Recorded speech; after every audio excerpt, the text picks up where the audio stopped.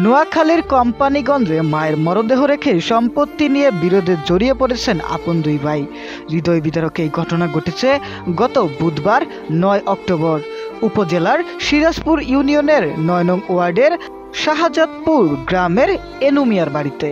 স্থানীয় সূত্র থেকে জানা যায়, গত ৮ অক্টোবর মঙ্গলবার সন্ধ্যার দিকে বেগমগঞ্জ উপজেলায় মেয়ের স্বামীর বাড়িতে মারা যান ৬৫ বছর বয়সী আমেনা বেগম।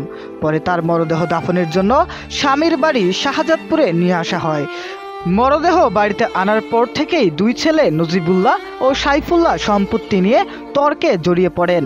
এলাকাবাসীর ভাষ্যমতে, মায়ের মৃত্যুর আগেই ছোট ছেলে সাইফুল্লাহ নিজের নামে কিছুটা জমি করে নেন। এতে বড় ছেলে নজিবুল্লাহ ক্ষুব্ধ হয়ে ভাগবাটোয়ারা নিয়ে প্রতিবাদ জানান। এক পর্যায়ে মায়ের দাফন কাজ সম্পন্ন না করেই আত্মীয় স্বজন ও প্রতিবেশীদের উপস্থিতিতেই দুই ভাই হাতাহাতিতে লিপ্ত হন। খবর পেয়ে ঘটনাস্থলে পৌঁছান কোম্পানিগঞ্জ উপজেলার সহকারী কমিশনার ভূমি রুবাইয়া বিনতে কাশেম। তিনি দুই পক্ষের সঙ্গে কথা বলে প্রাথমিক সমঝোতার ব্যবস্থা করেন। তার নির্দেশনায় অবশেষে মৃত্যুর ২০ ঘন্টা পর মরদেহ দাফন করা হয়। সহকারী কমিশনার রুবাইয়া বিনতে কাশেম বলেন, দুই ভাইয়ের মধ্যে পারিবারিক সম্পত্তি নিয়ে দীর্ঘদিনের বিরোধ ছিল। প্রাথমিকভাবে তারা দাফনে সম্মত হয়েছেন। পরবর্তীতে এলাকাবাসীর মধ্যস্থতায় পারিবারিক বিরোধের মীমাংসা করা হবে।